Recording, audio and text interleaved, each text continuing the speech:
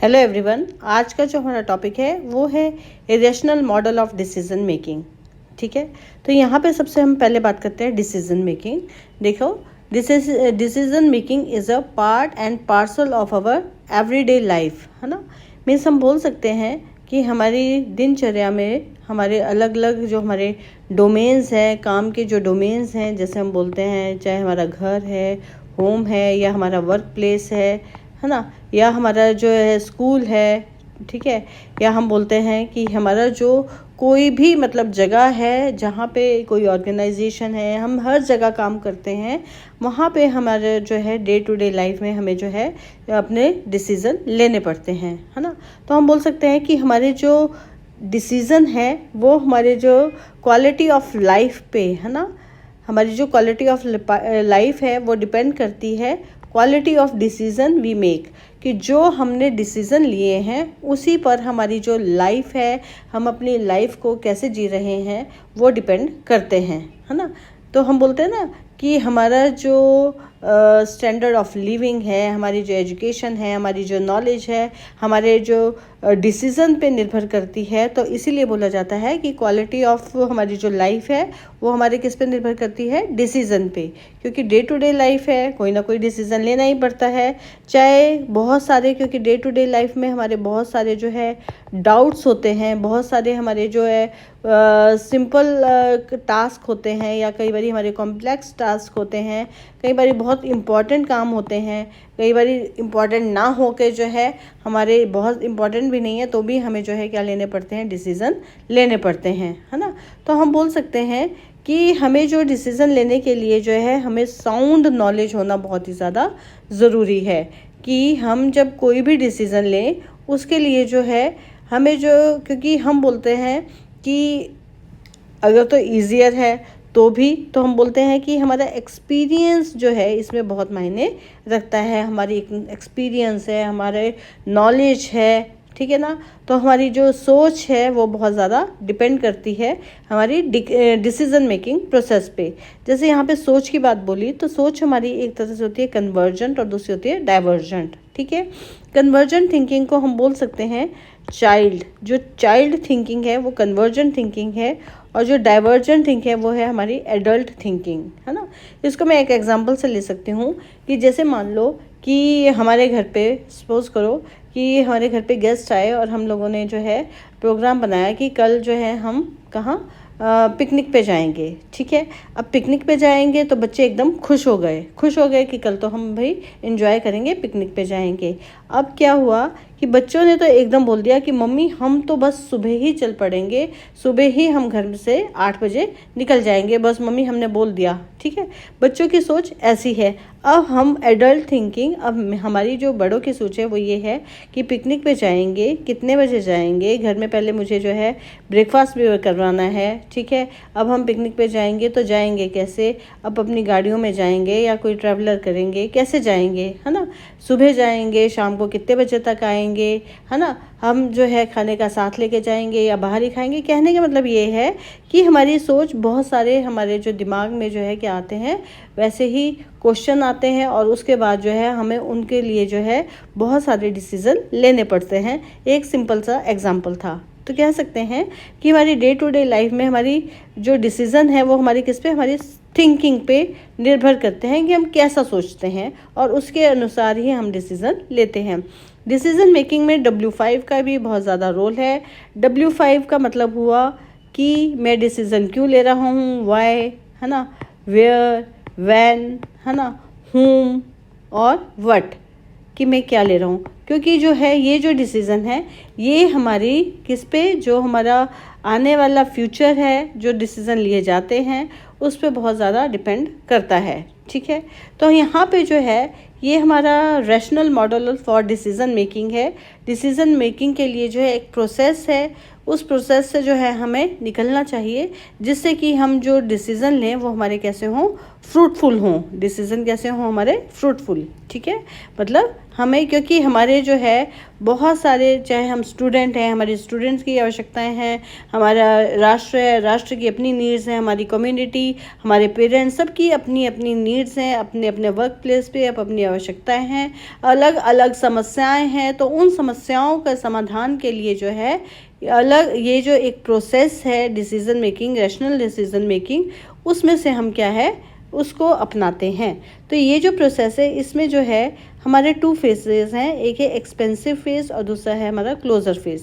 ठीक है, जो हमारा एक्सपेंसिव फेज़ है इसके अंदर भी जो है 3 सब स्टेप्स आते हैं, और जो हमारा क्लोज़र फेज़ है इसके अंदर भी 3 सब स्टेप्स आते हैं। ठीक है, जो हमारा मतलब हम बोल सकते हैं कि जो हमारा डिसीज़न मतलब हम बोलते हैं कि every decision requires interpretation and evaluation of information.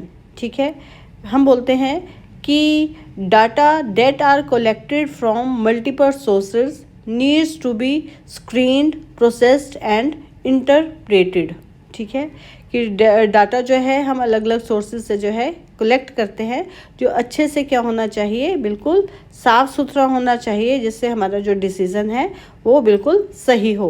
तो सबसे पहले बात आता है कि यहाँ पे आता है प्रॉब्लम फाइंडिंग, कि हम जो है क्या करते हैं, सबसे पहले हम प्रॉब्लम को ढूंढते हैं, फाइंड करते हैं कि समस्या आखिर है क्या।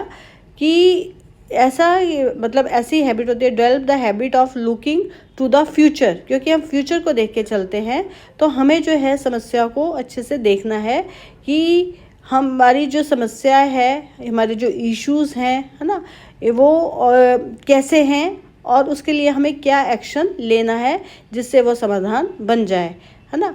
तो हम बोल सकते हैं we need to find problem before they snowballs, मतलब हमें जो प्रॉब्लम को ढूंढ लेना है जब किससे पहले कि वो स्नोबॉल ना बन जाए। ठीक है, मतलब वो बिखर ना जाए। तो हमें जो है क्या है कि हमें पहले समस्या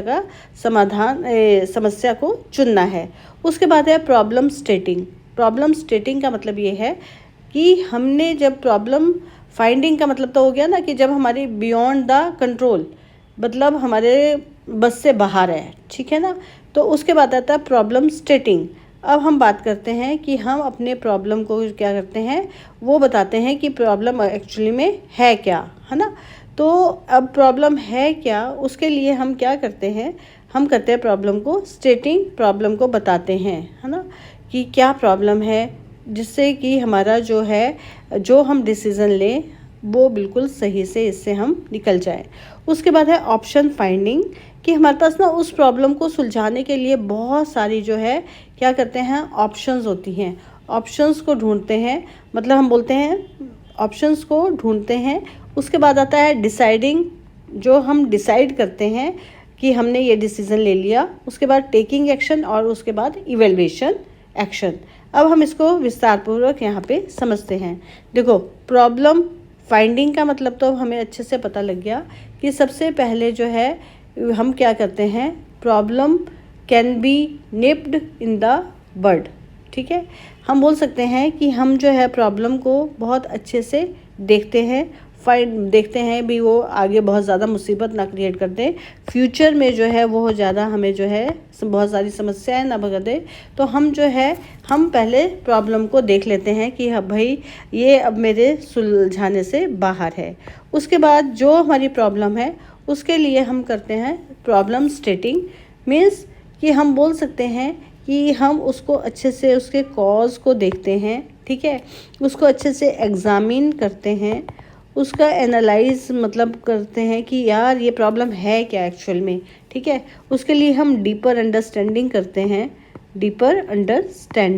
हैं। ठीक है, तो हम बोलते हैं कि पॉसिबिलिटी देखते हैं कि भाई इसको कैसे सॉल्व किया जाए। ठीक है, उसके लिए अब हम ऑप्शंस देखते हैं उस प्रॉब्लम को सॉल्व करने के लिए, मतलब पोटेंशियल सॉल्यूशंस देखते हैं। क्या देखते हैं हम, सॉल्यूशंस, कि इसको कैसे सॉल्व किया जाए। इसके लिए जो है हम बहुत सारी टेक्निक्स अपनाते हैं, जैसे ब्रेनस्टॉर्मिंग, है ना, हम बोलते हैं हम हाइपोथेसिस बनाते हैं, थीसिस।